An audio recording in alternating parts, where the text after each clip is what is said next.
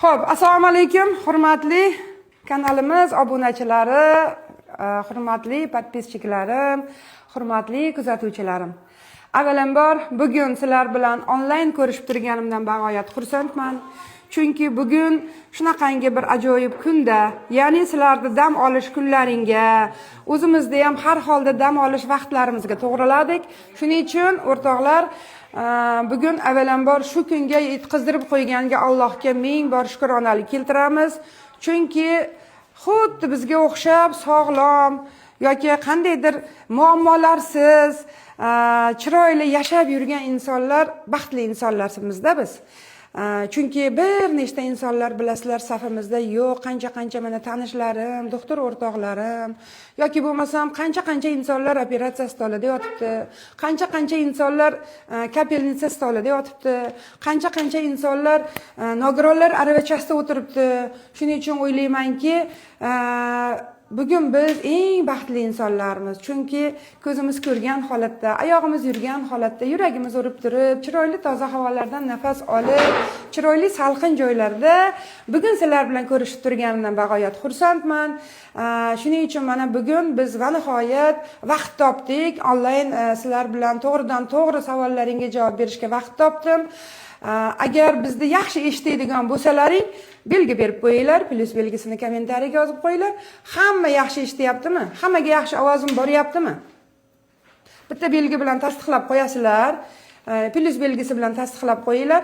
O'rtoqlar, mana bugun sizlar bilan 1 soat 10 minut uzog'i sizlar bilan birgamiz. Qanaqangi sizda qiziqtirgan savollar bo'lsa, muammolaringiz bo'lsa, qo'limizdan kelganicha harakat qilib, qo'limizdan kelganicha savollaringizga javob beraman.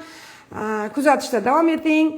Inshaalloh buni masalan biz saqlanib qilib qo'yamiz. Kerakli sizlar uchun ajoyib temalar, ajoyib retseptlar ham, ajoyib davolash taktikalarini ham topib tayyorlab qo'ydik. Bularda xudo xolasa yozib olsalaring yoki bo'lmasam buni videolar saqlanib qilib olsalaring, o'zimiz ham qo'yamiz, saqlanib qilamiz, Bekmirzo.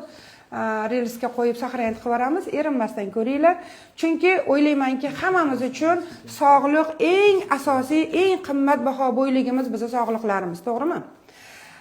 Ana endi vaqtimiz ketib qolmasin, mayli savollarga ham o'tishimiz mumkin. Savollar bormi bizda? Ugrilarni qanday yo'q qilish kerak uy sharoitida? Ugrilarni uy sharoitida yo'q qilish. Xo'p, qarang. Ugri bu asosan yuzda va mana shu yelkalarda, qo'llar, bilak sohalarida bo'ladigan kasallik bo'lib, bu kasalligimiz infeksiyaga moyil turlari bor. Mana masalan, o'sha ugrining ichida maxsus o'shanaqangi bir bakteriyalar, patogen mikrofloralar yashaydi. Buni hisobiga ham kelib chiqadi. Gormonal narusheniyalar, mana переходной возраст bor-ku, bolalarda, qizlarda o'tish bo'lgan holatda. Shuning uchun o'ylaymanki, mana shu ugrim bor, davolasam bo'ladimi degan insonga sizga savol, sizni ichingiz qotadimi? Yana qo'shimcha. Bitta ugrini o'zi bo'lmaydi-da. Noto'g'ri ovqatlanasizmi? O'sha sun'iy ovqatlar bilan ovqatlanasizmi? Yoki bo'lmasam qabziyat, ich qotish, ishtahalar pastligi yoki tishni g'ijiratib uxlash bo'lsa, bu ko'proq ichakka bog'liq turi bo'ladi. Bunaqa holatlarda biz albatta ichak tozalovlarini yo'lga qo'yishimiz kerak, ya'ni qabziyatni yo'qotib olishimiz kerak. Albatta gijjalarga analiz topshirib, qaysi gijjangiz bo'lsa, o'zingizni regioningizdagi maxsus o'sha gastroenterolog, parazitologga uchrab, lecheniya olishingiz mumkin. Agar bizdan kerak bo'ladigan bo'lsa, bizni tanlasangiz, sizga onlayn ravishda analizingizni yoki o'sha ugrizmni rasmga olib tashlab yuborsangiz, ugrining ham turi ko'pda. Mayda ugrichalar bor, tagi qumli, tagida infeksiyali qattiq bo'lib qolgan ham qilib berishim mumkin. Lecheniya yozib berishim mumkin. Albatta bu inson bitta ichak tozalovidan o'tish kerak. Qabziyatini bilaylik, uni yana qo'shimcha savolga to'liqroq javob beraman. Uy sharoitida qanaqa qilishdi. Yoki mana ma'lumot berishimiz oxirigacha o'sha savollaringizga to'liq yana javob olasiz. Chunki ko'pchilikda ichakka bog'liq bo'lgan, teriga bog'liq bo'lgan savoli juda ham ko'p. Assalomu alaykum. Vaznim 90 kilo edi. Operatsiyadan keyin 115 kilo bo'ldim. Diagnozim gipoviza edi deb Mahmud. Diagnozim nima? Gipoviza edi. Gipoviza. Bilmadim, u noto'g'ri yozgan. Yoki bo'lmasam qarang. Bular o'rtoqlar, mana ko'rib turganlar, sizlar savolni to'g'ri beringlar. Mana yoshim manoncha edi, vesim manoncha, bo'yim manoncha. qanchani ichida semirdingiz yoki qaysidir gormon olganingizdan keyin semirdingizmi yoki bo'lmasam qanchadan qanaqa dorilar ichyapsiz, ichagingiz qanaqa ishlayapti, qabziyatingiz bormi yo'qmi, shunga aytsangiz to'liqroq savolingizga javob beraman. Albatta bu semizlik kasalligi, chunki hozir 90% kommentariyada keladigan savollarim ichak va semizlik. Biz o'zimizni sohamiz ham albatta shunaqa sohaga to'g'ri kelganligi uchun shunaqa savollar bo'lyapti. Semizlikda turi ko'p. Semizlik bu gormonal semizliklar bor. Noto'g'ri ovqatlanish hisobiga semirishlar bor. Kam harakatlilik hisobiga semirish bor. Androgen semizlik, ya'ni erkaklar qorin bilan semiradi. Ayollarda gormonal mana ayniqsa qorin son qismlari mana polikistoz sindromlarida semiradi yoki qanaqadir gormonlar olganingizdan keyin semirib ketasiz. Endi mana shu semirgan insonlarga biz albatta sababini topib olamiz va ularga biz analizlarni tavsiya qilamiz. O'sha gormonlardan kortizol gormoni, insulin, vitamin D, umumiy qon tahlillari, undan tashqari ichak faoliyatlari qanaqa, terida toshmalar bormi yo'qmi va TTG buqoq gormonlarini va mana shu kerakli analizlarda yana qo'shimcha aytamiz. Bularda hammasini topshirib turib, unga qarab turib biz yechim beramiz. Endi bu semizlikda darudanga birinchidan tezda semirib ketmagansiz. Yillar davomida orttirgansiz. O'sha noto'g'ri ovqatlanish, kam harakat, ofis harakati, yo domохозяйкалар yoki perikuslarni ko'p qilgansiz. Masalan, ayniqsa uy bekalari uyimizda nima narsa pishirib tayyorlaydigan bo'lsak, o'sha narsadan jinday ta'mini ko'rib, chicha yegisi kelib qoladi, yeb qo'yadi. Chicha yegisi kelib qo'yib qoladi. Har bitta ovqatni ozgina miqdorda yoki bitta kichkinagina konfet yesangiz ham, yarim to'g'ram non yoki pechenye yesangiz ham bizdan o'sha kerakli insulin ajrab chiqaradi. Bu insulinlar organizmda ko'payib ketishi natijasiga insulinlar uglevodlarni to'g'ridan to'g'ri shakarga aylantirib, shakarlarda esa shakarlar to'g'ridan to'g'ri zapas yog' bo'lib, qorin atrofida, sonda, bilaklarda, ana shu joylarda, mana tomoqda pastki qismlarida baqbaqasi osilib ketibdi deymiz, shu joylarda kam harakat joylarga yog'larni zapas qilib yig'ib oladi.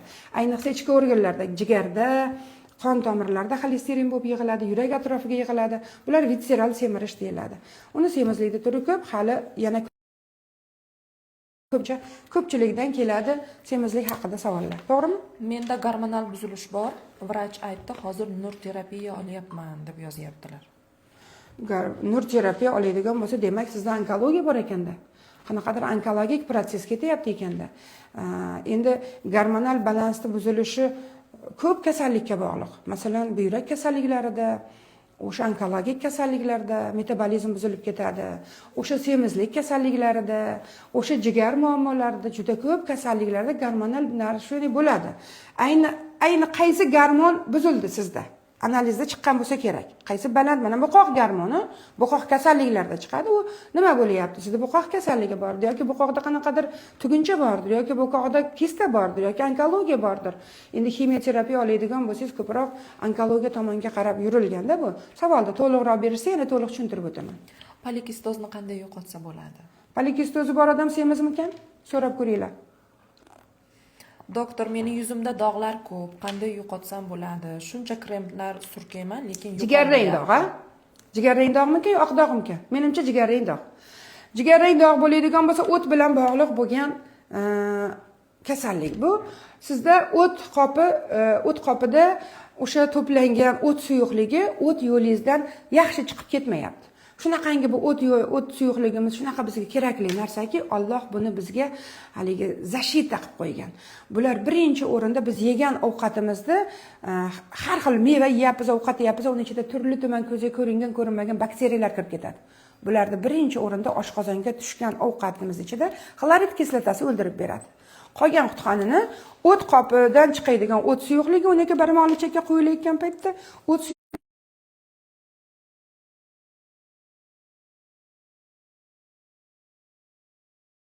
apistarxoz, jigardagi mayda o'sha maxsus gepatik viruslar yoki bir qanaqadir bakteriyalar borda, bular o'sha o't yo'llaringizda, menimcha o't yo'lini misol muncha qilib qo'yadi, nima qilib qoladi.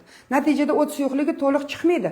O't suyuqligi to'liq chiqmagandan keyin sizda yegan go'sht, yog'laringiz yaxshi hazm bo'lmaydi. Natijada qabziyat boshlanadi, ich qotish boshlanadi. U aslida Alloh bizga bergan mana bu yegan ovqatlarimiz aslida qarang, jigarda filtrlanadi-da. Jigarda filtrlanib, zaharga ovqatga qilib, u qon tomirlar orqali yurakka qarab ketadi u. Hazm bo'lmaganini o't suyuqligiga qo'shib, jigar o't qopiga olib kelib o'tga quyib beradi. O'tni ichida organizmda yegan ovqatimizda ichidagi hosil bo'lgan barcha filtrdan o'tgan zaharlar to'planib qoladi.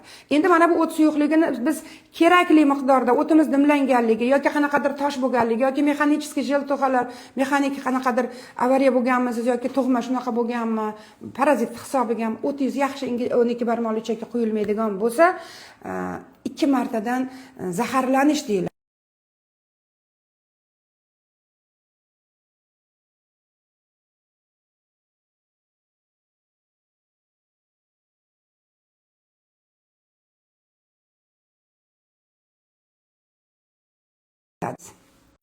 Allergiyasi bor. Allergiyani bu parazitdan, liambliyadan deb aytishdi doktor. Lecheniya qildik, tushmadi. Qurtini ham, allergiyasi ham yaxshi bo'lmadi deb yozishyapti. Xo'p, iloji bo'lsa o'rtoqlar qayerdan ekanliklaringni ham yozinglar. Chunki mana qarang, bizda Qo'qonda maxsus o'zimda 2 ta klinika bor. 2 ta частный klinikam bor, bitta salomatlik markazim bor, 3 ta joyim bor Qo'qonda. Mana shu joylarga biz sizlarni yaqin atrofimizdagi joylarda, Farg'ona, shu atrofdagilar kelib, maxsus tekshiruvlarimiz o'zimiz hamma yoqda joy-joyga qo'yib qo'yganmiz. O'sha hamma analizlar, apparatlar, gijjaga hammasi bor va ularni tekshirib turib, ularni yotqizdirib 5 kun, 6 kun yotqizdirib, parazitlarni tiriklarini o'ldirib, tozalab, yuvib, tozalab, chagizi maxsus lechebniy klizmalarini qilib tozalab tushirib olib turib, keyin qolganiga masalan qurtlarimiz bir kunda 1 milliondan 25 milliongacha tuxum qo'yadi. Qo'ygan tuxumlari mana siz dori qilasa, kimgadir bordingiz, kimgadir gastroenterolog, parazitolog sizga dori Vermox, Medamin, itagdali nimadir yozib berdi. Lekin u dorilarni qilganingiz bilan qurtlar tiriga o'ladi. Ular tuxumlar qolib ketadi. Ularda tuxumi odamda ichagi mayda tukchalar bor, ichakda varzinkalar, ichakda burmalari bor. Bular orasida qolib ketib qoladi. Dorini ta'siri ketgandan keyin 5 kun, 10 kundan keyin ular tuxumdan ochib chiqib, yana ko'payib, yana parazitligini qilaveradi. Shuning uchun biz imkon qadar mana 33 yildan bir shu sohada shug'ullanadigan bo'lsam, imkon qadar biz o'sha yo'limizni topib olganmizda, qaysi dori beziyon, qaysi dori bolaning jigariga ta'sir qilmaydi, qaysi dori bolaning pushtiga ta'sir qilmaydi, urug'larni quritib yubormaydi. Bu dorilarni biz bilamiz. Imkon qadar tabiiy dorilarni ishlatib, bo'lganda ham 5 kun, 10 kun emas, 1 oy, 2 oy gijja bilan shug'ullanamiz. Ana o'sha paytda gijjalarda o'sha tuxumlari ham ochib chiqib, hammasi o'lib tozalanib chiqib ketadi. Qo'shimcha yana allergiyaga qarshi bir ikkita dorilarni ham qilamiz. Avvalambor o'rtoqlar individual podxod qilinadi-da. Ya'ni hammada masalan allergiya ekan desak, bitta allergiyani o'zi emas, o'sha bolaning kamqonligi bor, o'sha bolaning kalsiysi kam, o'sha bolada qanaqadir nevroz bor. Endi ko'p narsalarimiz o'sha gijjalarimiz asorati, o'sha bolalarimizda uchraydigan tishni g'ijiratish, bolaning nimjon, asabiy, nevroz, urushqoq, lo'li bo'lib qolishlari o'zidan toksin ishlab chiqaradi u parazit gijjalarimiz. O'zidan chiqargan toksin zaharlari nerv sistemasiga ta'sir qilsa, nevrologik belgilar kelib chiqadi. Ular teriga asorat beradigan bo'lsa, terida dog', toshma, allergiya, qichima, psoriaz, vitiligolar kelib chiqadi.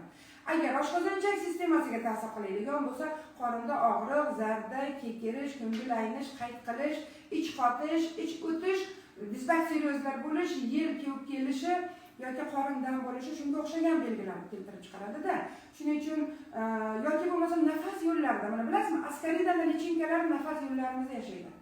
Natijada o'sha joylarni qichitib, allergik yo'tallarni beradi. Siz haligi pulmonologga boring, pediatrga boring, yo'talini davolaysiz, o'pkasini davolaysiz, bronkitini davolaysiz, allergiyasini davolaysiz, zominga borasiz, boshqa qilasiz. Asosiy davo gijjani davolamasangiz, yo'tal qolmaydi, bronkitlar, astmalar qolmaydi. Yoki bo'lmasam o'sha teridagi dog'lar ketmaydi. Shuning uchun o'rtoqlar, har qanaqa kasallik, kerak bo'lsa yurak kasalliklarini, kerak bo'lsa onkologik kasalliklarni ham hammasini kaliti bu ichak o'rtoqlar.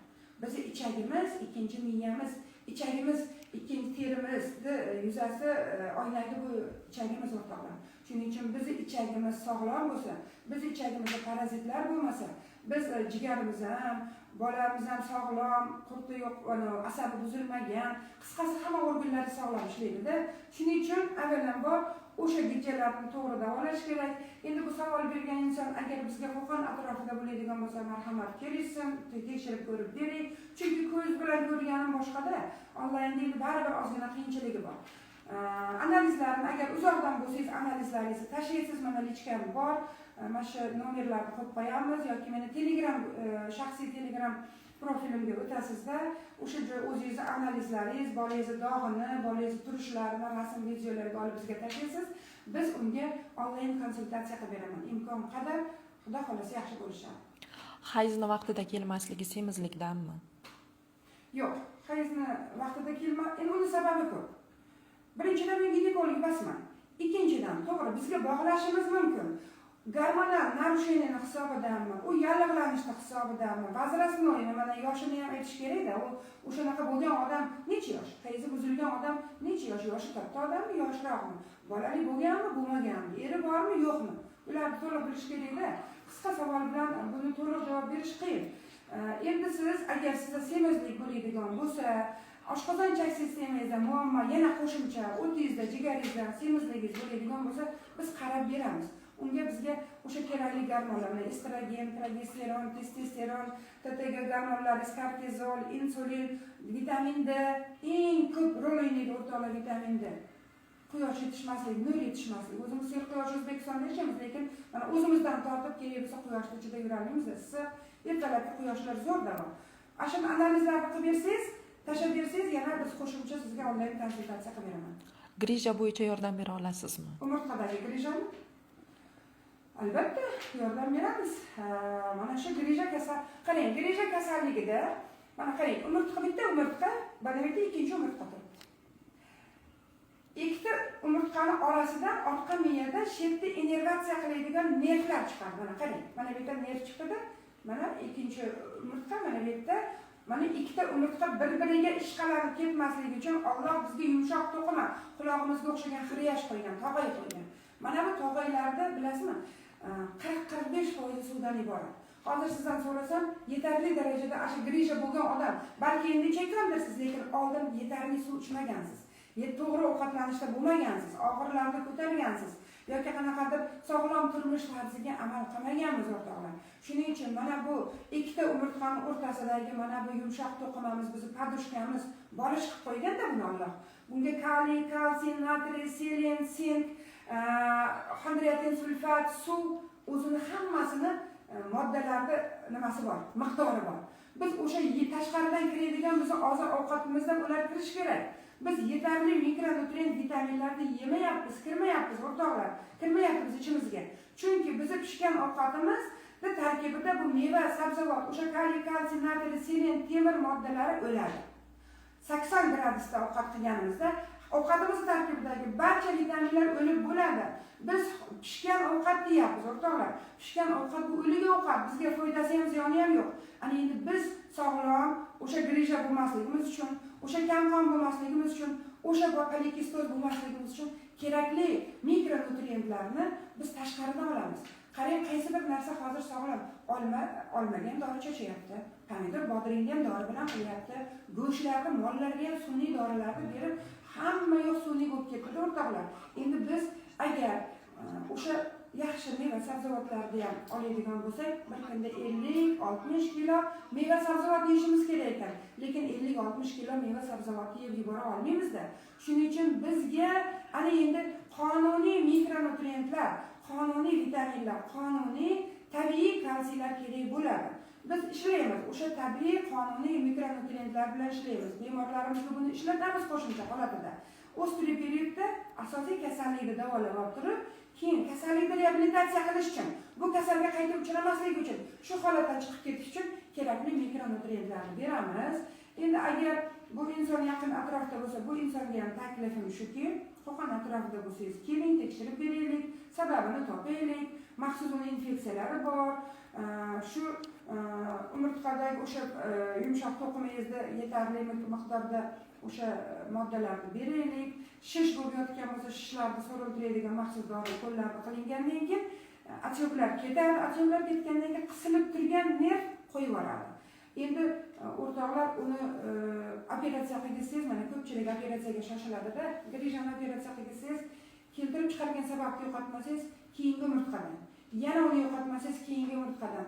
Siz shuning uchun avvalambor mana biz mana shu savol-javoblar oxirida to'g'ri ovqatlanish haqida ma'lumot beraman. Shunda yana ham siz to'g'ri ovqatlanishni tushunib olasiz. Uni o'zini mashqlari bor, buni juda ham yaxshi bilasiz. Uni o'zini dori-darmonlari bor, uni o'zini yengil og'ir ko'tarmaslik, juda ko'p uni bilan ko'p ishlash kerak. Shu bilan agar xohlasangiz individual o'zingiz bilan onlayn konsultatsiya qilib davolab beramiz. Nabiralarim yuzida dog'lari bor, meditsina dorilarini ichirib davolatdim, yaxshi bo'lmadi. Xo'p, endi bu insonlarga ham taklifim shuki, agar biz atrofimizda bo'lsangiz, keling, yana o'sha nimalargacha to'liq tekshirib olaylik. Bakteriyalarni, mana kandidalarni, mana tiliga qarab turib bilasizmi? Mana biz bitta rolik tayyorlaganmiz, buni bugun erta qo'yib yuboramiz, xudo xolasa. Insonni tiliga qarab turib qancha kasalligini topib olish mumkin. Tilingiz oq bo'lsa nima kasallik, tilingiz yonida tish tezi chiqib qolsa nima kasallik, tilingiz yoriq bo'lsa nima kasalligi, hammasini tilga qarab baholash mumkin. Shuning uchun e'tibor bergan bo'lsalaring, vrachga borsalaring, birinchi bolangizga o'zingizni tilingiz chiqar. Masalan, men birinchi o'rinda tilini chiqarib turib, tilini ko'raman. Tiliga qarab qancha diagnostika qilib olish mumkin, albatta davolash mumkin. Endi qarang, tabiiy yo'l bilan hozirgi kunda men mana shu Gano shifoni, mana shu preparati bilan ishlayman. Mana bu spring geli bilan ishlayman. Agar sizga tabiiy yo'l bilan bu narsa kerak bo'ladigan bo'lsa, mana shu narsani tavsiya qilaman. To'g'ri, ukol dorilar ular vaqtinchalik simptomatik davo va uni asorati ham bor. Mana bu narsani men mana 15 yildan men o'zim shu narsani Gano Excel korporatsiyasining shu spring gelidan ishlataman. Bu spring geli shunaqangi zo'r narsaki, mana sizlarning oldilaringda mana kerak bo'lsa o'zimiz ham buni doimiy ichib turaman. Men bu asli zubnoy pasta sifatida chiqarilgan, lekin men sumkamda doimiy yuradi. Mana shu narsadan mana nuhatdek chiqarildi. Men buni nuhatdek tavsiya qilaman. Mana shu sizlar ko'zlaringizga olib ichib beraman. Doim bemorlarimga oldida ham ichib beraman, chunki o'zim ichgan narsani, o'zimda natija olgan narsani yaqinlarimga va bemorlarimga tavsiya qilaman. Shuning uchun bu narsa organizmdagi pH muhitni normallashtirib beradi. pH muhit normallashgandan keyin siz ichingizda bakteriya, virus, gribok, qurt, rak yashay olmaydi. Ular tabiiy yo'l bilan sizni tashlab chiqib ketadi. Buni bittasi bemalol bitta oilaga yetadi. Buni yana adminlarimizga uchrasalaring, yana qanaqa ichiladi, qayerdan olinadi, xohlasalaring dastavka qilib berish xizmatlarimiz ham bor. Vaznim ertalab 83 kilo bo'laman, obedga borib 84 kilo bo'lib qolaman. Bu nimadan bo'ladi? Ferritin 54 chiqdi. Qarang, birinchi o'rinda ichak tozalashingiz kerak. Semizlik deganda o'sha insonning vazni ham 80 necha edi? 54. 54 kilodan necha kilo bo'lib qoladi? 54 chiqdi deb yozishdi. Yo'q, boshida ertalab necha kilo edi? 83 kilo bo'lishayotgan ertalab. 3 kilo vес olib qolar ekan. Bilasizmi, bu biz yegan ovqatlarimiz, keyin mana bu suvlarimiz, bular hammasi organizmda to'planib qoladi-da. Bu chiqib ketarli darajada chiqib ketmaydi. Agar bizni chiqaruv organlarimiz teri, nafas, buyrak, axlat, oshqozon ichak sistema ichaklarimizni chiqaruv organlari. Balki sizda yuragingizda muammo bordir. Ichgan suvingiz yetarli miqdorda chiqib ketmayotgandir. Shuni hisobiga atyoklar, shishlar bo'lishini hisobiga ertalab 83 kilo bo'lsangiz, kechgacha 84 o'sha chiqib ketmagan jidkislar bilan. Yoki bo'lmasa ovqatlaringiz ichingizda qolib ketyapti. Ichaklaringizda to'planib qolib ketyapti. Qabziyatingiz bo'lishi mumkin. Qabziyat hisobiga ham ichakda tukchalarning orasida axlatlar qolib ketyapti. Bular ham yegan, qarang, tasavvur qiling, qancha ovqat yevoramiz. Ertalabdan kechgacha tasavvur qiling. Agar u chiqmasa yoki ichgan suvlarimiz yetarli miqdorda necha kilo suv ichsangiz, mana o'rtoqlar, necha kilo suv ichsangiz, shuncha miqdorda peshob ajrash kerak. Peshobingizdan bilish mumkin buyrak kasalligini. Agar peshobingiz somon sarig'ida bo'lsa, hidsiz bo'lsa, tuzlari, kristallar mana yaltirab qolmasa, ichida qon, shilimshiqlar bo'lmasa, sizni buyragingiz yaxshi ishlayapti. Yoki mana oyoqlaringizda atyok bordir. Uni bitta ko'rish kerak, bitta analizlar qilib ko'rishingiz kerak. Menda ekzema 3 yildan beri ketmayapti. Nima sababdan chiqadi ekzema? Qabziyatim bor. qabziyatdan kelib chiqadida. Siz zaharlanib yotibsiz. Chunki o't suyuqligingiz qabziyat nimani hisobidan? O't suyuqligingiz agar siz hozir o'zingiz qilsangiz, o'zingiz qog'ozni tashlasangiz ham ko'rib beraman, o't yo'lingiz dimiqib yotibdi. O'tingizda diskineziya bor. O't dimlanganligini hisobiga o't suyuqligi 12 barmoq ichakka yaxshi tushmayapti. Shuni hisobiga qabziyat kelib chiqyapti. Bu qabziyat bo'lgandan keyin zaharlanish yana qayta mana o't suyuqligida aytdim-ku hozir organizmdagi zaharni qon orqali jigarga kelganda jigar filtratsiya qilib filtrlab zaharlarini musurini o't suyuqligiga qo'shib o't qopiga yig'adi.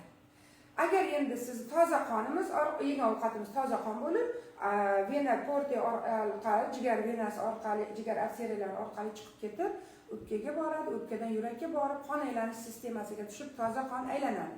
Lekin iflos qonimiz zahari bo'lgan, qurimi bo'lgan, shilaki bo'lgan dorilar, turli tuman infeksiyalar yoki nimaga organizmdagi chiqindilarga aylangan o't suyuqligi o't qopida dimlanadi. Agar biz o't qopimiz tor bo'lsa, etilyan bilan parazitlari, apistarxoz parazitlari bo'lsa, o'tingiz dimlanib qolgan bo'lsa, o't qanday 12 barmoqli ichakka tushadi? 12 barmoqli ichakka o't tushmagandan keyin ichingiz qotaveradi.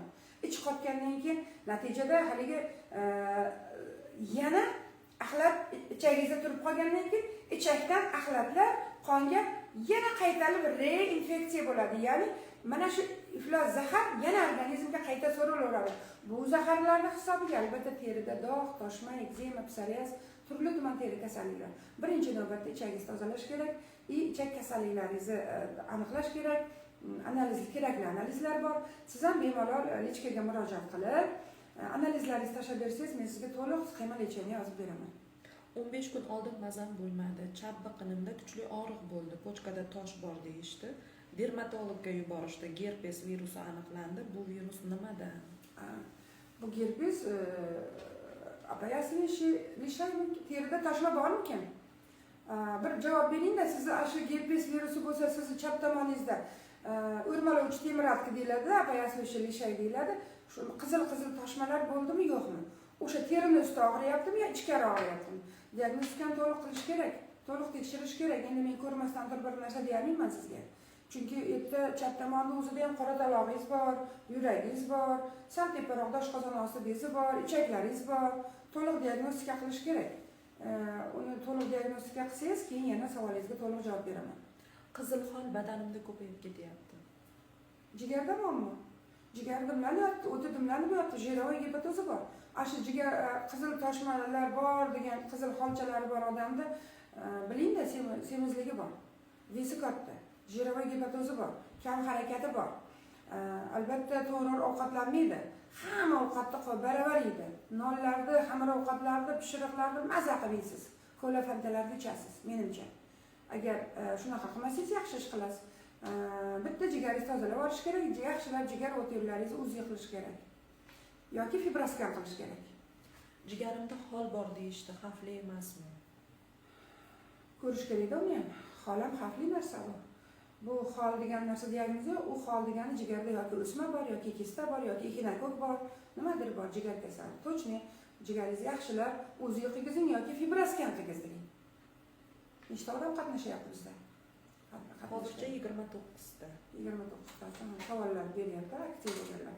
Assalomu alaykum, yuzdagi dog'lar haqida gapirib bering, ichakdan deyapti doktorlar. Hozir javob berdik-ku. Bu video saqlanib bo'lib qoladi. Hozir yana to'liq o'tib beraman sizlarga. Dori-darmoni, yeydigan ovqatlaringni ham tushuntirib beraman, yana to'liq tushunib olasizlar. Ko'p terlayapman, Kliniks bo'lyapman. Xo'p, analizlar topshirasiz. Qanaqa tabletka ichayin deyaptilar. Klimadorin bor, klimaksan bor. Endi ginekologga uchraganingiz yaxshi qizlar. Agar ko'p terlaydigan bo'lsangiz, bitta sababi ginekologik muammo, o'sha klimaks o'zingiz bilasiz. Ikkinchi sababi yana bitta tekshirtirib qo'ying, vitamin D ni. Vitamin D kam bo'lsa ham ko'p terlaysiz. Semiz bo'lsangiz ham ko'p terlaysiz. Terlaganingizda ham agar sizda organizmda zaharlanish bo'lsa, hidli terlaysiz. Bitta detoks qilish kerak, tozalab olish kerak. Assalomu alaykum doktor, sizni yaxshi ko'raman. Gemoroyim yorilib qitishyapti. Uy sharoitida nima qilsam bo'ladi? Javobingiz uchun oldindan rahmat. Agar gemoroydan qon ketmaydigan bo'lsa, ichi qotib ketadigan bo'lsa kerak bu insonda. Rahmat, yaxshi ko'rganingiz uchun. Biz ham sizlarni yaxshi ko'ramiz. Mana shu hamma obunachilarimga, hamma kommentariyada chiroyli duolarni qilgan insonlarga, hammalaringga, sizlarga ham duolaringga, o'zlaringga ham qaytsin, o'zlaringga ham qaytsin. Sizlardan ham Alloh rozi bo'lsin. Endi qo'limizdan kelganicha harakat qilib, Xudo xolasa sizlar duolaringda mana uni bo'syapmiz. Allohga shukr. Xo'p, endi bitta nima bu insonni ichi qotadigan bo'lsa, qabziyatingiz bo'lsa, qabziyatni yo'qotishingiz kerak. Hozir men qabziyat, yeydigan ovqatlaringiz etap-metap davoni beraman. Hozir mana ozroq oxirrog'ida siz savollaringiz tugab olsa yoki savollaringiz tugamasa, o'zi ko'pchilikning savoli shunga bir-biriga bog'liqda, to'liq mana bosqichma-bosqich qabziyatni, semizlikni, ichakni, o'tni tozalash qanaqa qilish kerak programma qilib qo'yganman. Shu programmani o'qib beraman. Kerak bo'lsa yozib olasizlar yoki saqlayib qo'yasizlar, unda bilib olasiz. Sizga agar yaqin atrofda bo'lsangiz, turarsinmi shu yerda? Mana shu narsani tavsiya qilaman. Bu narsani juda ham yaxshi ko'raman, o'rtoqlar. Bu mana shu qizga biz bu narsani xohlasangiz dastavka qilib yetkazib beramiz. 180 ming xolos. Tampon qilasiz gemoroyga. Gemoroyga tampon qilsangiz, agar juda ham qanday operatsiya qilib oladigan, kattalashib ketmagan bo'lsa, bu qaytarib beradi. 3 kun, 4 kunda qon to'xtatib, gemoroylarni yo'qotib beradi. Buni bemalol agar xohlasangiz, aloqaga chiqsangiz, sizga jo'natib yuborishimiz mumkin. Assalomu alaykum. Ganoni mahsulotlarini nima maslahat berasiz? Ganoni mahsulotlari zo'r. Bilasizlarmi, o'zim xo'p. Mana endi istoriyamda aytishga ham to'g'ri keldi. Bu sohaga, nutritsiologiyaga, mana shu valiologiyaga, sog'lom turmush tarziga o'tishimga sabab shu Gana Excel korporatsiyasi sabab bo'lgan. Bundan 14-15 yil oldin men o'zimda ham zaharli buqoq bo'lgan. Xronический bronxit bo'lganman. Kak astmatoidni komponent bo'lib qolganman. Ovozim bitta shamollasam g'ijillab, qaytalab nafas yetishmovchiligi bo'lardi. 6 oyda, 1 yilda bir zominga borib turardim. Turli tuman sepaydiganlar, turli tuman mana bu ukollar olganman. Endi obedgacha kasallik ko'rib, obeddan keyin yotib olib kapelnitsa olgan odam edim. Belimda, bo'ynimda grija, mioma, oyog'imda yiqilganman, menskasi uzilgan. Qisqasi, mana shu sizlar oldingizda turgan, bir chiroyli bo'lib sizlarga shuncha ma'lumotni berib, sizlar sog'lomlashtirib turaman deydigan vrachda ham 15 yil oldin shunaqa muammolar bo'lgan. Ukol dori, u doktor, bu doktor kerak bo'lsa Moskva, Toshkent, hamma qimmat klinikalarda davolanib, boshqa bo'lib davo topmagan paytimda mana shu Gana Excel korporatsiyasini choyini berishga menga davleniyam ko'tarilib ketgan zaharli buqoq. Albatta bilasizlarmi, yana sizlarda kasallaring menda bo'lgan. Za счет zaharli buqoq qabziyatim bo'lgan. Qabziyat bir hafta 10 kunda ichim kelardi. Sizlarga topgan taktikalarim, sizlarga beradigan ma'lumotlarimni o'zimni boshimdan o'tkazib bo'lganman. Shu, ya'ni aytadi-ku, boshidan o'tkazgan tabib deb. Ana shu narsalar sizlarga beryapman, o'rtoqlar. Xo'p, Gana Excel korporatsiyasining choyini ichganimdan keyin menda ichaklarim qurillashni boshladi. Tavba qildim, nima bo'lyapti menda deyman, qonim shunaqa o'rillayapti. Keyin nafasim qisib yo'talishni boshladim. Telefon qilyapman, o'sha mahsulot bergan Shahnoza degan qiz o'rtog'im beruvdi. Telefon qilyapman, "Shahnoz, nima bo'ldi menga? Nima berdingiz?" Qo'rqib, siz to'g'ri aytgan, bo'lmagan narsa ishonmaganman. Bat bu, vitamin bu, mashinnik bo'lar deganman, ishonmaganman. Oxiri endi ukol dori joningizdan o'tgandan keyin kechib shularni ham aytganimni ham qilib ko'radingiz-ku. Choyini ichganimdan keyin shunaqa holat. Yo'q, ozgina qaytalantiradi, qo'rqmang, qaytingizda kasal bo'lsa yurib borib topayapti bu. Yaxshi bo'ladi dedi. Shundan keyin mayli dedimda, yana qolgan tabletka, kapsulalar, hamma mahsulotlarini chala-chulpa qilib 3 oy ichdim. Bez operatsiya toksический zob yo'q, o'rtoqlar. Bez operatsiya mioma yo'q. Bez operatsiya belda bo'yinda grija yo'q. Qabziyat yo'q. Bronxit yo'q. Mana zominga bormayman. Ana undan keyin o'zi priznavat qilmagan odam bu mahsulotlarni o'qib o'rgandim. Malayziyaga bordim, Misr, Turkiyalarga bordim, internetga kirdim, to'liq ma'lumotlarni olib, o'qib, o'rganib, nutritsiologiyaga, valiologiyaga, sog'lom turmush tarziga o'tib ketganman. Chunki ukol doridan sizlarga o'xshab zerikkan odam edim va o'sha yildan boshlab shu Ganoni mahsulotlarini sevib qolib, agar kim xohlasa, xohlagan insonlarga Gano preparatlarini ham tavsiya qilaman. Chunki bu preparatlar tabiiy, beziyon. Bir joyingizga foyda, ikkinchi joyingizga ziyon emas. Buni bemalol uzoq muddatda ichishingiz mumkin. Albatta mana hozir doimiy yuradi. Mana o'sha sizlarga o'xshab semirib ketmasligim uchun mana qarang, 3 oyda bir detoks qilib mana shu qora kofelardan ichib olaman. Detoks deganda 3 kun 4 kun ovqat yemasdan faqat mana shu kofelaridan, choylaridan ichib o'zini maxsus preparatlari bor. Men reklama uchun emas, bu savolga javob berib ketyapman. Reklama qilishim shart emas, o'zi Xudoga shukr klientlar yetarli. Mana bu narsani doimiy ichib yuraman. Bu narsani ichganingizdan keyin buni tarkibidagi 400 xil mikronutrientlar ham ichangizni tozalaydi, ham semirtirmaydi, ham modda almashishni yaxshilaydi, ham gormonal balansni normallashtirib ketadi. O'shuning uchun gano preparatlari yaxshi. Bemalol tavsiya qilgan odamdan mahsulotini olib ichishingiz mumkin, faqat to'g'ri iching, joy-joyiga qo'yib iching. Qaysi a'zo doktorisiz? Doktor adresingizni aytib o'ting deb savol berishyapti. Asli bilasizlarmi? Asli chaqaloqlar doktori bo'lganman, neonatolog bo'lganman. Raddomda ishlab, chaqaloqlar doktori bo'lib yurib, keyin sekin-sekin dejurga borib, dejurdan zerikdim. Keyin sekin-sekin xususiy qilib 2003-yildan boshlab xususiy sektorga o'tib, hozir oshqozon ichak sistemasi kasalliklarini va 15 yildan buyon dietologman. Ya'ni sog'lom turmush tarzini to'g'ri ovqatlanish bilan birgalikda, tabiiy preparatlar bilan birgalikda davolovchi nutritsiologman. Nutritsiologiya degani qarang, hujayrani davolovchi vrach. Hujayra ko'zimizda ham bor, jigarimizda ham bor, yuragimizda ham bor, yuragimizda ham bor, o'rtoqlar. Barcha hujayraga kerakli narsalarni berib, uni tozalab tashlasangiz, organizm o'zi sog'lom ishlab ketadi. Ko'proq ichak bilan shug'ullanaman. Jigarni uy sharoitida qanday tozalasak bo'ladi? Xo'p. Bunga men programma qilib qo'yganman.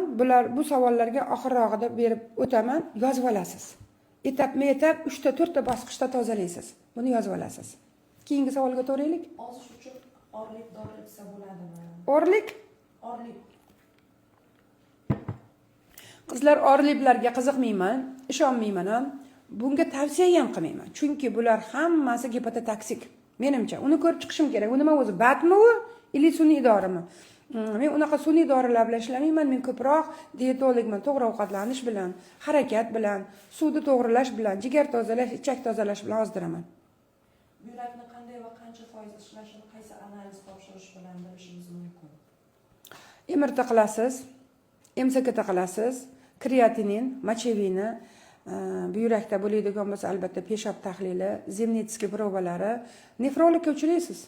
Qayerdanligingizni aytsangiz, yaxshi doktorlar mana Namanganda bor.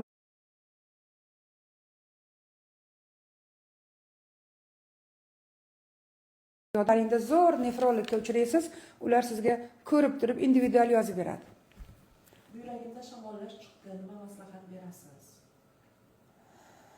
Buyrakda shamollash bo'lsa, endi haqiqatan shamollash bo'lsa, mana peshob tezlashadi yoki bo'lmasa peshobi kamayadi, yoki siyganda achitadi, yoki qovoqlari shish bo'lib qoladi. Buyrakda davleniyalar yoki bo'lmasam siydik analizlar chiqadi. Endi aniq bo'ladigan bo'lsa, bitta antibiotik olasiz. Buyrakni yaxshi ishlatadigan preparatlar, oziq-ovqatlar, to'g'ri ovqatlanasiz. O'sha kirishki, rolton, gazli napitka, yogurt, korobkali soklar, sun'iy ovqatlardan uzoqlanib, to'g'ri ovqatlanishga o'tasiz, yurishlar tashkil qilasiz va agar nefrologga uchraysiz yoki terapevtga uchraysiz, sizni analizingizga qarab yozib beradi. Nafas yo'limda allergiya bor, qizil narsa, shirinliklar, chaqchuqlar yeyolmayman. Birinchi o'rinda ichak. Toshmalar? Qizil toshmalar ko'p labimda. Analiz qilish kerak. Gijjalarga tekshirish kerak. Viruslarni ko'rish kerak.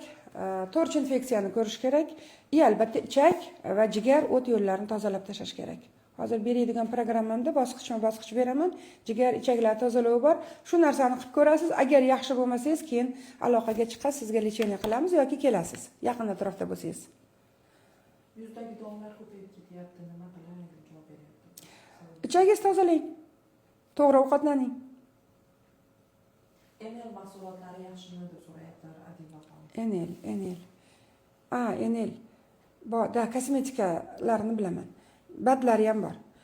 Ko'ring, agar ularda sertifikatlari bo'lsa, qonuniy tashkilot bo'lsa, ularda shu sohani da ishlaydigan insonlar haqiqatan sizga garantiya beradigan bo'lsa, shu sohada kamida, qaranglar o'rtoqlar, kerak, badlar, vitaminlar, mikronutrientlar kerak. Hammangiz qaysidir kompaniyada ishlaydigan bo'lsangiz, qaysidir kompaniyaning dorilarini ichadigan bo'lsangiz, men bunga qarshi emasman, zaman. Iching. Chunki ovqatimizda sun'iy narsa ko'p. Kerakli vitamin yo'q, ulardan olasiz. Faqat qarang. O'zbekiston bozorida 5 yildan buyon yurgan tashkilotni mahsulotidan oling va mana maxsus sertifikatlari, maxsus o'zini litsenziyalari va ertagi mutaxassislari, vrachlarini nazoratidan o'tib tekshirtirib, keyin unga qarab bering. Endi batlar bo'lsa kerak, uni uncha bilmayman. Bir internetdan o'zlar saytiga kirib o'rganib ko'rasiz. Ko'p sistit bo'laman har oyda. Yo kandidangiz bor, yoki gerpes bor o'sha joyda, to'rch infeksiyangiz bor. Bitta yaxshilab infeksiyalarga surtma mazok topshiring. Siz o'sha o'zingizni joyingizga laboratoriyaga, yaxshi ginekolog, yaxshi terapevtlarga uchrangda, sidik analizlarini topshiring, surtma analizlar topshiring. Yaxshilab davolash kerak. Albatta shirinlikdan cheklaning. Hozir mana aytib o'tadigan ovqatlarimda ham to'g'ri ovqatlanishni o'rgatib o'taman. Baribir hammaning savollaring shunga taqalyapti. To'g'ri ovqatlansangiz, sog'lom turmush tarziga amal qilsangiz, sog'lom yurasiz. Albatta bitta o'sha agar gribok chiqadigan bo'lsa, protiva gribkovi, o'tingiz dimlanib, qabziyat bilan bog'liq bo'lsa, o'tni haydab yuborish, jigarni tozalash, ichak tozalashlar bilan birgalikda qilsangiz,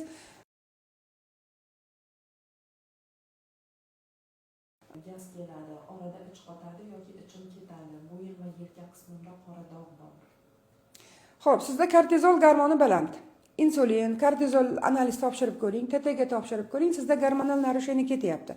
Qorin bilan semirgan bo'lsangiz, bilaklaringizda, bo'yinlaringizda, chov sohalaringizda agar sizda qora dog'lar bo'lsa, bilingki kortizol, insulin narusheniya ketyapti va semizlik boshlangan. Va buqoq gormonlaringizni topshirib ko'ring, gormonal narusheniya bor. Gormonal narusheniyani to'g'rilash uchun ham birinchi navbatda ichagingizdan boshlaysiz, o'tni haydaysiz, qabziyat bo'lsangiz ham kerak, qabziyatni yo'qotasiz. Vot yana nima savol edi? Qornimdan bo'lyapti, deyapti. Vot qornidan bo'lsa ichak tomonmi, o'ti dimlanib yotibdi. Hozir tushunib olasiz, men beraman programmani. Oyoqdagi jigarrang dog'lar. Oyoqdagi jigarrang dog'lar ham bular ichakdan va o't qopidan yoki gormonal narusheniyadan analiz qilasiz to'liq. Gormonlarga topshiring, ichak parazitlariga topshiring, jigar fermentlariga topshiring, xo'p, kreatin mochevinalarga topshiring. O'g'lim 17 yosh, 3-4 yildan beri ugri chiqib qiynayapti. Izlari qolib ketishidan qo'rqyapmiz. Nima qilsam bo'ladi? Ichak tozalaysiz. Ichakda parazitlar bor. Bitta ichak analizlariga nimaga bering? IFAga bering, askarida, apistarxozli ham bilalar chiqadi. Ichakni yaxshilab tozalab olsangiz, hozir ichak tozalashlarga ham programma beraman, bularni qilasiz. Agar yoki bo'lmasam analizi bilan menga shaxsiy profilimga o'tsangiz Telegramdan, men sizga sxema lecheniya yozib beraman. Bolangiz albatta rasmi kerak. Ugrilarda joyini ko'rishim kerak. Yering bormi yoki quruqmi? Qizilmi, yiringlimi? Uni infeksioniymi yoki ne infeksioniymi ko'rib qo'yishimiz kerak. Xo'p, keyingisi. Tabiiy dorimi, giyohlarmi yoki tabiiy ovqatlarmikan? Qaysi kasallikka? Yozmabdimi?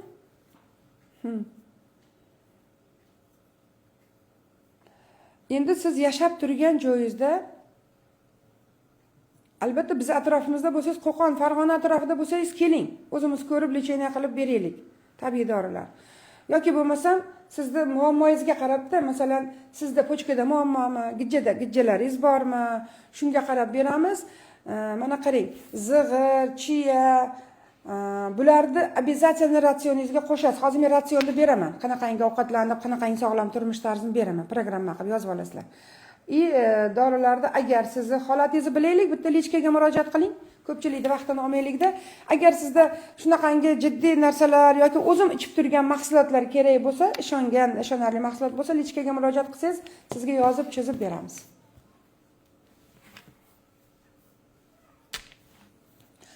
Xo'p.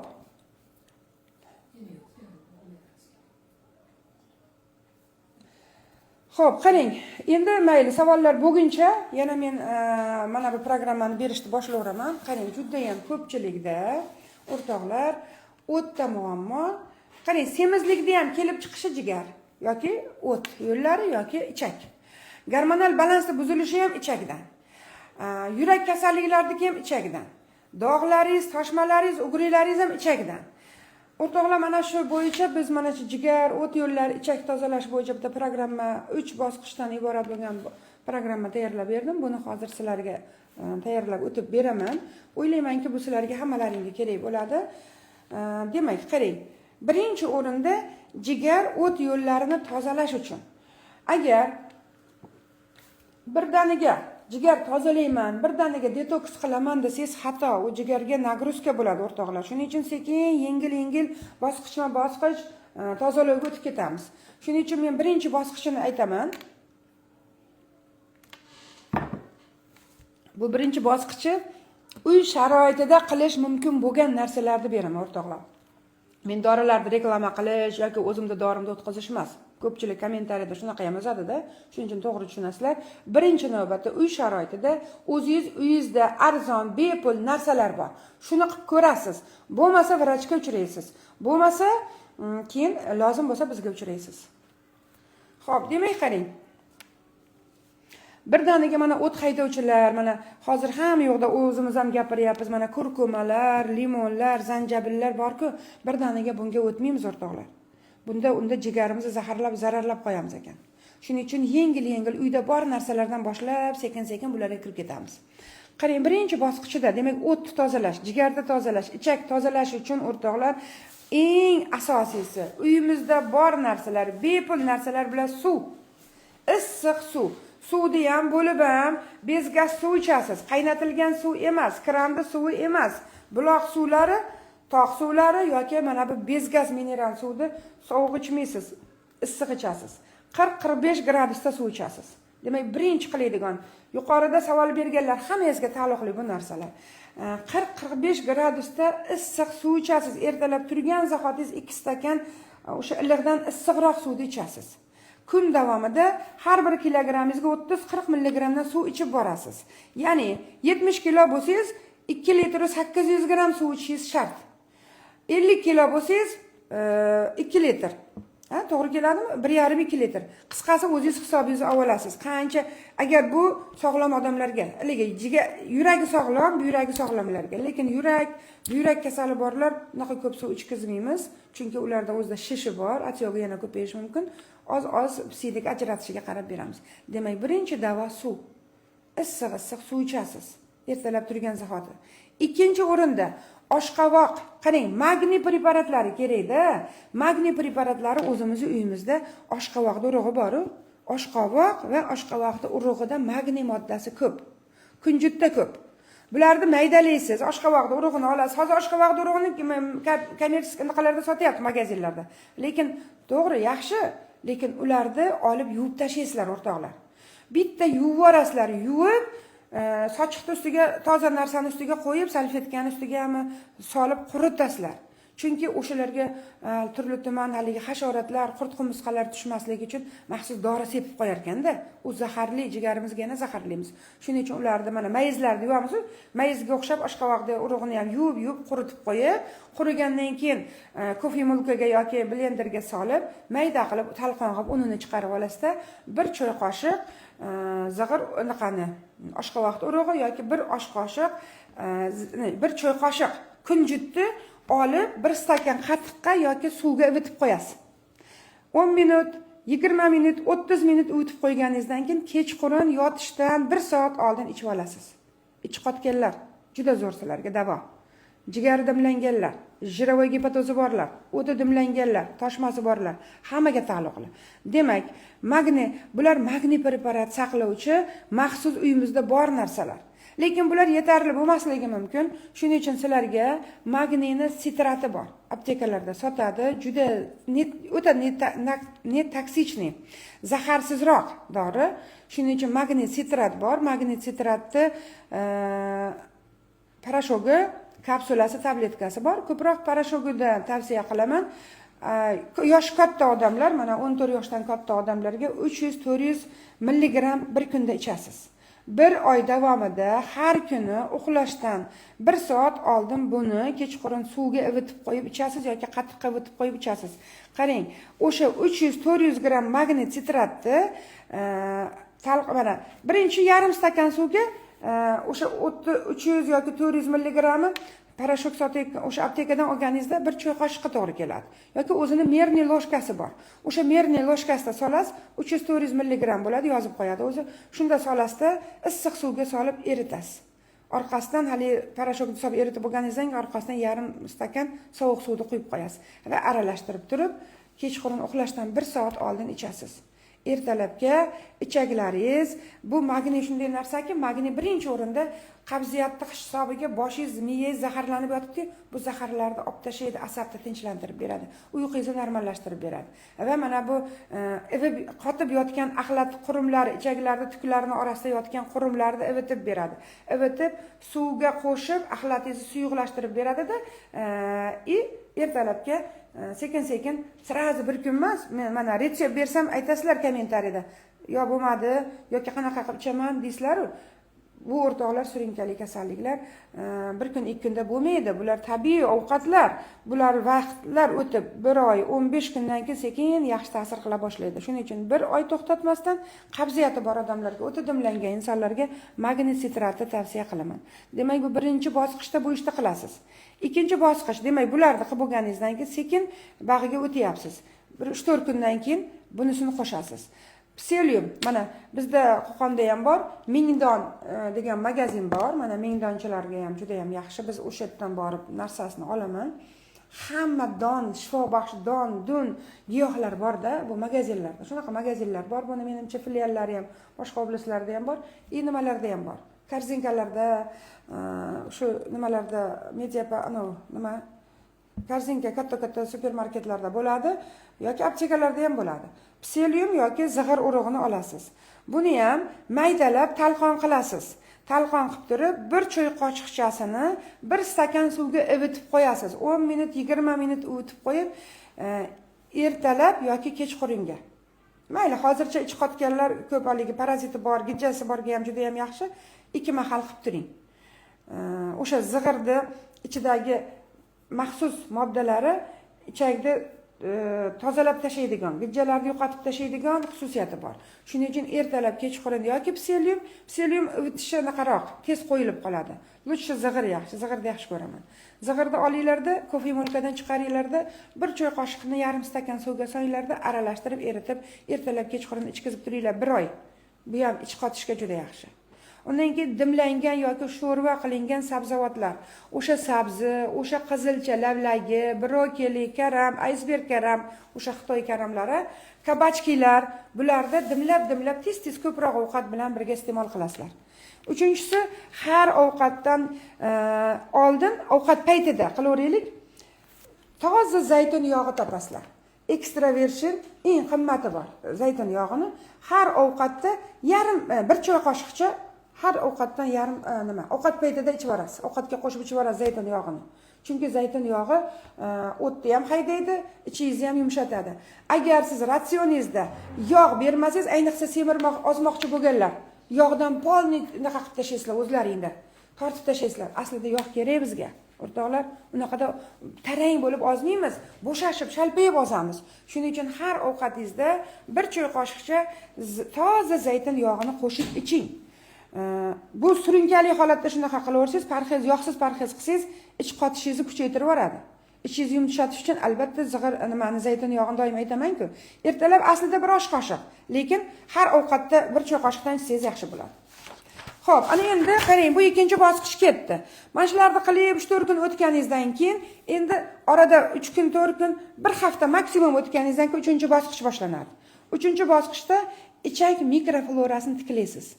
Ichak mikroflorasini bilasizlar, axlatda, mana ichakda uzoq turib qolgandan keyin, mana ich qotganlarda, axlatingiz ichakda ko'p turib qolgandan keyin, axlat ichidagi turli-tuman zaharli moddalar aytib o'tdim-ku, ichakka qaytib qon orqali so'rilib, organizmni yana qaytadan zaharlayapti.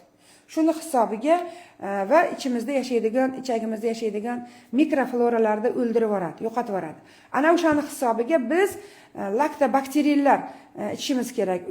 Uy qatiqlarini, o sun'iy magazindagi qatiqda aytmayapman. Uyda domashniy qatiqlarni ichasizlar, suyuq qatiqlarda laktobakteriyalar juda ham yaxshi ishni yumshatishga yordam beradi. Undan keyin yana bitta zo'r narsa bor, buni ham yozib qo'yinglar. Kvashinniy karam bor-ku. kvashenniy karamni suvini olasizlar. Bu ham ich to'la probiotik. 1 osh qoshiqdan 2 mahal. 1 yoki 2 osh qoshiqdan. Ichi ko'proq qotadiganlar 2 osh qoshiqdan iching. 2 osh qoshiqdan 2 mahal. Ichi juda uncha bo'lmasa, qurt-burti bor yoki yosh bola bo'lsa 1 osh qoshiqdan 2 mahal kvashenniy karamni tuzlamani suvidan berib turinglar. Bu ham juda ham yaxshi probiotiklar yaxshilab beradi. Endi qarang, demak 3 ta bosqichda mana shu ovqatlanasiz. Mana shu to'g'ri tozalovni yo'lga qo'yasiz. Правильный питание shundan iborat. Hozir uni qolganini ham aytib o'taman. Qat'iy cheklov bor. Nimani cheklaysiz? Glutenni cheklaysiz. Glutenni bilsalaring kerak. Hozir hamma joyda gluten, non, boshqa deyapti. Gluten bu non, bug'doy mahsulotlari, oq unlar, pishiriqlar, makaronlar. Bularni ichingiz qotadimi? Semizmisiz? Jirovoy gepatozingiz bormi? Xolesteriningiz bormi? Davleningiz bormi o'rtoqlar? Chiqarib yuboring hayotingizdan. Umuman chiqarib tashlang. Birdaniga emas. To'g'ri, nonni ota-bobolarimiz ko'pchilik yozadi. Nonni yeymiz-da, ota-bobolarimiz yeb kelgan. Mayli ota-bobolaring yeb kelgan bo'lsa, u paytda bunaqa sun'iy ovqatlar, bunaqa iqlim, bunaqangi sharoit yo'q edi. Yur. Semirib yuraver, yoki xolesterin bo'lib yuraver, yoki davlenni bo'lib yuraver. Sog'lom bo'laman desangiz, aytganimizni qilishingiz kerak-da. Uni birdaniga emas, o'rtoqlar. Sekin. Mana masalan, yarimta non yeydiganlar 1 kilogramm kamaytirasiz. 3-4 kundan keyin olib tashlaysiz. Yana kamaytirib. Biz masalan non почти yemayman, hisob. Chunki biz shunaqa правильный питаниеga o'tganmiz. Nonni o'rnini bosadigan nonlar bor. Bug'doy, kepakli nonlar. Kepagi bilan yeyish kerak-da. Asli mana hozir mana chia, zig'ir, ovsyanka, grechka, oshqovoq urug'i, hamma shifobaxsh giyohlarning donlarini olasizda, kofe mulkadan chiqarasiz.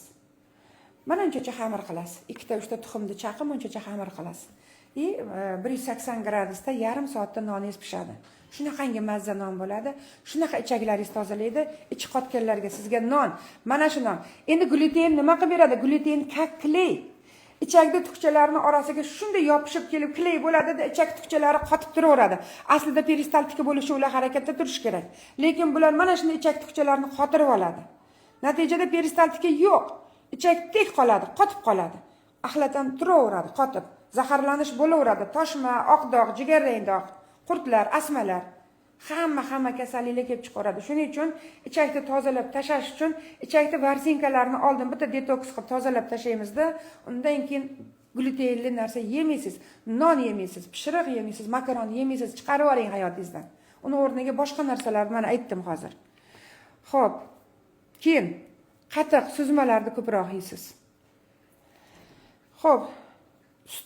Shirin sutlar, pasteurizovan sutlar, haligi bir sutli narsalar kerak emas ichi qotganlarga. Ular to'g'ri kelmaydi. Qatiq yoki suzma yeng. Suyuq ovqatlar ko'proq yeysiz. Qo'yiq ovqatdan qoching. Mayli, yeyishingiz mumkin. O'sha dumba, o'sha go'sht, o'sha yog'larni yeyishingiz mumkin, lekin nonsiz yeysiz o'rtoqlar. Hamma ovqat mumkin, lekin nonsiz yeysiz. Mana masalan, men non bilan ovqat yemayman. Meva sabzavot bilan, salat bilan yeyman, keyin ovqat yeyman. Go'sht yesam ham, qozon kabob yesam ham, yeymiz biz. Chunki ular kerak, oqsil sizga kuch kerak. Shirinlik semirtiradi, o'rtoqlar, un semirtiradi. Xo'p, endi ichak yurmaguncha jigar tozalanmaydi o'rtoqlar. 1-2 oyda natija bo'ladi, darrov bu natija bo'lmaydi. Magniy sitratni aytdim. Albatta ichi qotganlar, jigar yog' bosganlar, o'ti dimlanganlar magniy sitratni qo'shasiz. Ana endi qarang. Endi jigar tozalovga o'tishimiz mumkin. Xo'p, qarshiliklarni ham aytib ketgay, qarang. Bu retseptlarim magniy sitrat, bular hammasi buyrak kasalliklariga, o'ta buyrak yetishmovchilik kasalliklarida anaqa qilasiz. Ehtiyot bo'lib qilamiz. Yoki bo'lmasa magniy sitratni dozasini baland berib qo'ygan bo'lsangiz, dozasini pasaytirasiz. Oshqozon yaralarida ham magniy sitratlar mumkin emas. O't tosh kasallarida ham ehtiyot bo'lib beramiz. O'timizni o't yo'lida qarang, 3-8 mm bo'lsa bundan qo'rqamiz. O't tosh kasalliklar. Agar sizda 1-1,5-2 cm toshingiz bo'lsa, uni bemalol o'tni haydovchi yoki toshni erituvchi dorilar yoki produksiyalar ichishingiz mumkin. Xo'p, endi qarang, jigar tozalovga bitta retsept programma beraman. Shu bilan o'zi vaqtimiz bo'lib qoladi. Xo'p, savollar agar zarur savol bo'lsa javob beraman, bo'lmasa keyin tugatamiz. Xo'p, qani meni jigar tozalab mana bu yerda edi. Xo'p, men Instagramda bergan hamma retseptlarimni bilasizlar, juda ko'pchiliklaring iste'mol qilyapsizlar, bu retseptdan qo'llayapsizlar. Bularda albatta hozir aytib o'tgan o'sha suvni rejimini yo'lga qo'yib, yurishlarni yo'lga qo'yib, mana bu ovqatlar, mana bu qatiq, suzma, brokoli, karam bularni yo'lga qo'yganingizdan keyin ana endi bularga o'tasiz, o'sha retseptlarda ham qilasiz. Birinchi jigar tozalash uchun kurkuma. Kurkuma bor. Hamma joyda sotadi. Kurkumani nima qilamiz? Bular antioksidant bo'lganligi uchun bular yaxshigina o't haydaydi, jigarni tozalaydi. Ikkinchisi garsino preparati bor. Garsino o'simligi bor va uni maxsus aptekalarda va mana shu Gano shifoni garsino preparati bor. Juda ham yaxshi jigar tozalaydi. Uchinchisi rastaropsha. Buni sutli tikon ham deydi, o'rtoqlar. Shunaqangi bir zaharlarni yuvib tozalaydi, jigarni zaharini tozalovchi preparat. Rastaropshani ham dozasi bor, dozasini aytamiz yoki ko'rib olasiz. Shunga qarab qilasiz. Keyin mana aytib o'tdim yana, brokoli, gulkaram, oddiy karam, ismaloq, ya'ni shipovnik juda ham yaxshi jigar tozalab beradi, jigarni zaharlarini oladi, o'tni haydab beradi o'rtoqlar. Chesnok, piyoz, bularda allitsin degan selen moddalari bor. Bular juda zo'r jigar tozalaydi, o'tni tozalaydi.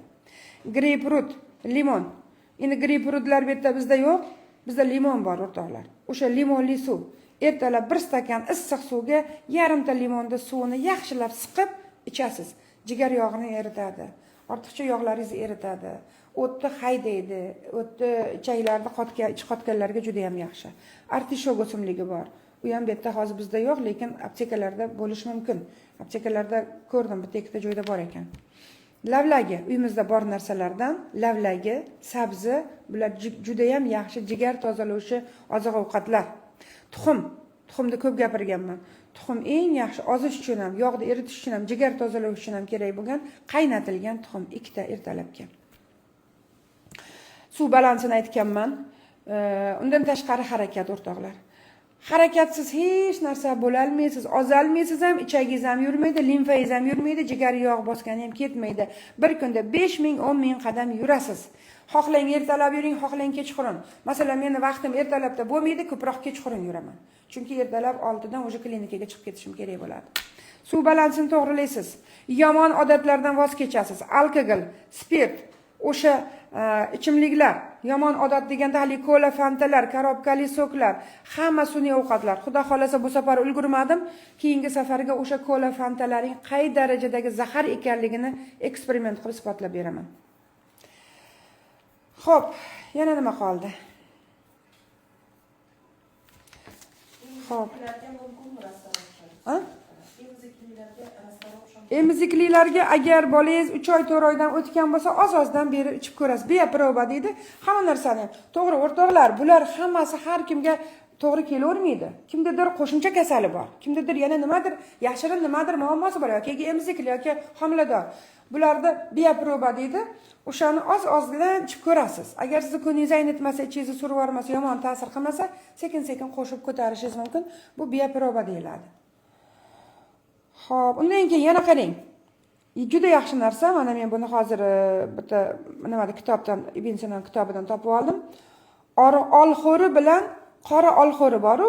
Qora olxo'ri haligi o'zimizdagi qora olxo'ri, chernasliv. Qora olxo'ri juda ham yaxshi jigar tozalaydi ekan o'rtoqlar. Ichakni ham tozalaydi ekan. Keyin turshak.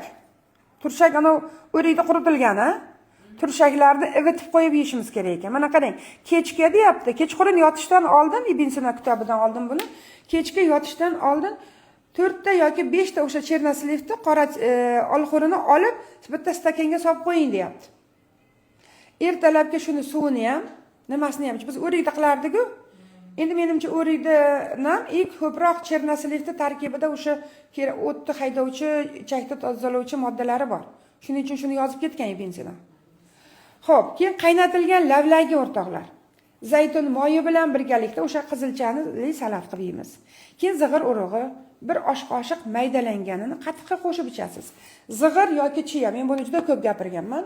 Zig'ir yoki chiyani bir stolovoy loshkasini olasizda, blenderdan yoki kofe mulkadan o'tkazdirib, kechqurun uxlashdan oldin qatiqqa solib ivitib qo'yib, uxlashdan 1 soat oldin ichib olasiz. Yoki ivitib qo'yib turib, ertalab turgan zahoti ichsangiz ham bo'ladi. Ichakni zo'r tozalaydi. Jigarni zo'r tozalab beruvchi, yog'larni eritib beruvchi, yoshartirib beruvchi, даже tarkibida kollageni bor. Bo'g'imga, teriga yaxshi. Xo'p, zaytun yog'ini aytib o'tdim. Magniy saqlovchi ovqatlar bor. Bular o'zimizdagi o'sha oshqovoq urug'i, shipovnik, bodam. Yana bitta zo'r narsani topib oldim Ibn Sinodan. Bodamchi, ich qotganlarga bodam juda zo'r ekan, o'rtoqlar. Bodam o'zimizda bor. Bodamni talqon qilib kofe mulkadan chiqarib qo'ysalaring, talqon qilib yesalaring ham bo'ladi. Bir narsalarga qatiqqa o'tib qo'yib yesak ham bo'ladi. Chunki buni tarkibida magniy bor ekanda, bodamda tarkibida. Ana shu narsa juda ham zo'r o't haydaydi ekan. Buni ota-bobolarimiz aytib ketgan kitoblarda, faqat biz o'qimaymiz, amal qilmaymiz. Oshqovoqda urug'ida, shipovnikda, bodamda juda ham ko'p magniy bor ekan. Shuni hisobiga uyda mana shu narsalar qilishimiz kerak. O'rtoqlar, bilasizlarmi? Ibn Sino bobomiz aytib ketgan, ovqatga qo'shmagin degan. Hozir qornimdan bo'ladi deganga insonga yana shu narsa esimga tushib qoldi. Ovqat paytida biz meva yemaymiz. Ovqat paytida shirinlik yemaysiz. Ovqatdan yarim soat oldin albatta meva, sabzavot, salat. Hozirgi o'sha qovun tarvuz yeysizmi? Qizilcha yeysizmi? Pomidor, bodring yeysizmi? Ovqatdan yarim soat oldin yeysiz. Bu hujayrani ovqati, tirik ovqat. Buni yedingiz. Ana endi qarang. Och qayab turib bir kosa mastavani yoki bir kosa oshni non bilan yemaysiz, nafsingiz to'yadi-da. Ozgina salat yegandan keyin, pomidor, bodring yoki qovun tarvuz yeganingizdan keyin, oshqozoningizni aldaganingizdan keyin, yarim soat o'tgandan keyin pishgan ovqat yeysiz. Nima topsangiz? Ana undan keyin yarim soat, 40 minut, 1 soatdan keyin shirinlik tavsiya qilaman agar shirinlik yeydiganlar. Ovqatga qo'shmagin degan Ibn Sino bobomiz. O'zingni kasalligingni o'zingda tarelgangdan axtargin degan. Shuning uchun o'rtoqlar, meva bilan pechonni, shirinliklarda tez hazm bo'ladi. Ular molekulasi yengil. Ular tez hazm bo'ladi-da, hali go'sht yog'larimiz og'ir. Bular sekin hazm bo'ladigan go'sht yog'larni o'ziga shunday biriktirib olib, olib o'tib ketar ekan. Oshqozonda, ichakdan, yo'g'on ichagingizga olib o'tib ketadi. Ana endi qoningiz gumbir, qorningiz dam, ichingiz qotgan, kekirgan yoki bo'lmasam ichingiz qotgan yoki ich o'tish, ich qotish, o't dimlanish, o't yaxshi chiqmaydi. Mana shu oshqozon ichak kasalliklariga olib keladi. Shuning uchun o'rtoqlar, ovqatga qo'shmaymiz. Ovqatdan yarim soat oldin albatta meva, sabzavot, salat nima topsangiz, qishda ham, yozda ham. Va ovqat undan keyin biror soatdan keyin shirinlik yesangiz. Mana shunda o'zingni kasalligingni, demak o'zingni tarelkangdan axtar deyapti. Bizni atrofimiz to'la foydali sabzavotlarimiz, hamma yo'g'imiz dori. Faqat biz uni to'g'rilab joy-joyiga qo'yib qilsak bo'ldi. Ana endi qanaqadir og'ir kasalliklarga o'tgan bo'lsangiz, qanaqadir jiddiy muammolaringiz bo'lsa, o'zingizda atrofingizdagi shifokorlarga murojaat qilib, analizlaringizni topshirib, dori-darmonga o'tasiz. Darrovdanga dori-darmonga o'tishga biz ishqiboz emasmiz. Birinchi o'rinda o'zingiz uy sharoitida davolanib ko'ring. Agar jiddiy muammongiz bo'lmasa, isitma chiqib turmagan bo'lsa, ichingiz shovullab o'tayotgan bo'lmasa, ichingizdan qon ketmagan bo'lsa, davleningiz baland bo'lmasa, sahringiz oshib ketmagan bo'lmasa, yengil, surinkali yoki bo'lmasam yengilroq muammolaringiz bo'lsa, uyda mana shu narsalarni qilib ko'ring. Agar jiddiy muammongiz bo'lsa, albatta o'sha o'zingiz atrofingizdagi tezlik bilan shifokoringizga murojaat qiling, analizlarni topshiring. Xohlasangiz mana bizga kelishingiz mumkin, biz ham tekshirib davolab berishimiz mumkin, shifokorlaringizga murojaat qilishingiz mumkin. Xo'p, shuning uchun biz men bilasizmi, hamma tabiiy yo'nalish bo'yicha ko'proq kontentlarimda, mana materiallarim shunga qilganmiz. Ko'ringlar, Instagramdagi hamma kasalliklarga, hamma oziq-ovqatlar, shifobaxsh giyohlar haqida ma'lumot berganman. Chiroyli retseptlar berganmiz. Bu ma'lumotlarni olish uchun albatta o'rtoqlar biz ham o'qiymiz. Bizga foydasi, biz ham mehnat qilib sizlarni deb qaysidir kitoblarni o'qib, internetlardan olib, tabobat kitoblaridan, Navoiy tabobatlardan Ibn Sino fondlarini tutib ko'rib turib, shu joylardan materiallar axtarib turib sizlar uchun tayyorlayapmiz. Shuning uchun avvali Alloh shifo bersin barchamizga. Qolaversa biz sababchi bo'lib qolaylik xolos. Shuning uchun o'rtoqlar, zarur savol yo'q, yakunlayveramiz. O'zi 1 soatdan oshib ketdi. Shuning uchun o'rtoqlar, Alloh bizga tanani omonat bergan. Omonat bergan tanani ehtiyot qilishimiz kerak. Pulim bor-ku, sanatoriyaga boraman, pulim bor-ku, palonchi klinikaga boraman, pulim bor-ku, Hindiston va Turkiyaga boraman emas. Bu omonat bergan tanani saqlashimiz kerak o'rtoqlar. Omonat tanaga xiyonat qilmasligimiz kerak. U dunyoga borganda bu omonat tanamiz ham gapirar ekan. Qirqib tashagan oyoqlar, ogizib tashagan bachadonlar, oldirib tashagan o't qoplari, oldirib tashagan ko'krak bezlari hammasi u dunyoda gapirar ekan. Bular meni qiynadi, bu inson meni qiynadi, qaramadi, to'g'ri ovqatlanmadi, to'g'ri harakat qilmadi, to'g'ri dori-darmon qilmadi, to'g'ri yaxshi doktorlarga uchramadi va mana natijada biz qirqib tashadi yoki degan. Endi bu hazil gaplar, lekin qarang. Imom Ahmad Abu Bakr Siddiq roziyallohu anhuning rivoyatlariga ko'ra, u dunyoga borganda birinchi savol javob omonat tanadan boshlanar ekan. Buni ilmlilar o'zlaring juda yaxshi bilasizlar hammalaring. Sizning tanangizni sihatlikda qilmaganmidik? Sizning tanangizni suvdek serob qilmaganmidik degan so'roq savollar bo'lar ekanda, mana shu paytda inshaalloh biz ham sizlarga u dunyoga borganingizda ham, bu dunyoda ham, u dunyoda ham bergan bilimlarimiz manfaatli bo'lsin-da, omonat tanangizni yaxshi saqlash, hadeb ximik dorilarga, aptekachilarda bo'y qilib aptekachilarga, bular bo'lmas doktorlarga yugurib, operatsiya stoliga yotib, ukol kapelnitsalar olmasdan sog'lom turmush tarziga amal qilib, o'sha tanangizni sog'lom saqlab, Allohning bergan umrini chiroyli sifatli yashab o'tishga ozgina bo'lsa ham o'zimni hissamni qo'shgan bo'lsam, biz va meni jamoam Xudo xolasa minnatdor bo'lamiz degan umiddaman. O'ylaymanki, sizlarning duolaringizning ostida ham mana shu yerda biz operatorlarimiz, yordamchilarimiz, adminlarimiz turibdi, bularga ham bu duolaring boradi degan umiddaman. Shuning uchun savollaring bo'lsa yana bemalol kommentariyada murojaat qilishlaring mumkin va chiroyli so'zlaring bo'lsa ham sizlarni kutamiz. Savollaring bo'lsa yana kommentariyada javob beramiz. Agar xohlasalaring xuddi mana shunaqangi temalarni tanlab bir haftada yoki 15 kunda yoki bir oyda bir marta Xudo xolasa vaqt topib primoy efir qilamiz. Primoy efirdan xulosalaringni, insightlaringni kutib qolaman. Qanday bo'ldi? Sizlarga yoqdimi yoki yoqmadimi? Bizni rag'batlantirish uchun albatta